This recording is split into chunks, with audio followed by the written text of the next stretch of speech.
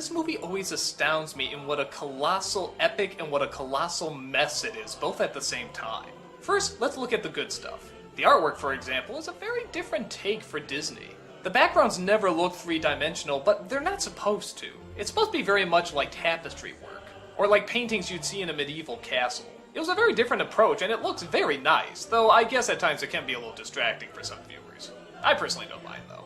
Let's also look at the side characters. The fairies are great. They have to hide the Princess Aurora for 16 years to keep her away from the evil of Maleficent, who again is friggin' great. I mean, one of the best villains. Top 3 easily. It's a villain that's evolved almost entirely from the voice acting and the animation. Because to be fair, her motivation's not very strong. She gets snubbed at a party, that's it. But the extremes she'll go to get revenge, now that's friggin' awesome.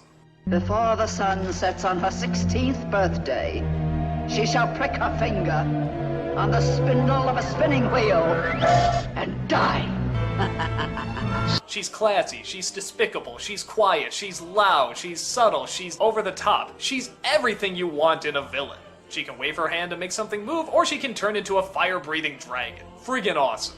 The music is also fantastic, taken from one of the best-known ballets under the same name. It leads to some memorable songs as well as some great climax music. In fact, the climax itself is one of Disney's best. The energy, the animation, everything that goes into it is just fiery blaze.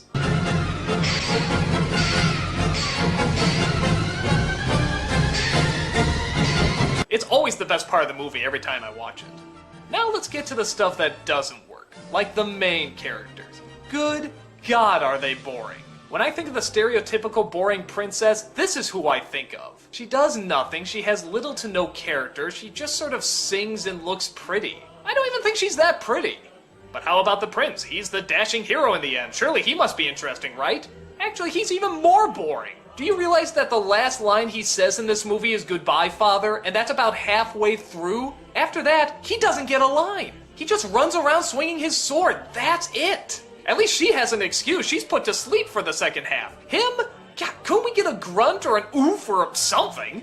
There's also a lot of filler in this movie, and maybe that's one of the reasons why the main characters are so bland. I think this movie really liked its side characters much more. Most of the time is spent with the fairies, the villains, the 2 kings. That really doesn't lead to anything. So really, it's a very unbalanced film.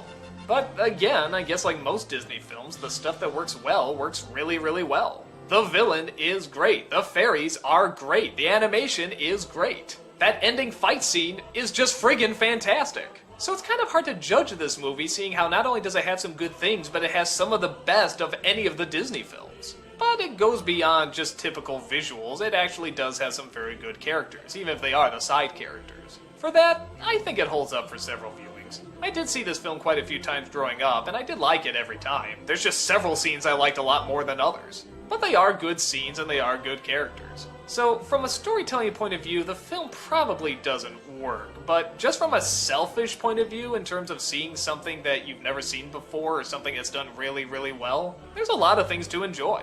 Even if it turns out on the whole you don't like the film, I still think it's worth looking at. The stuff that's impressive is still really impressive.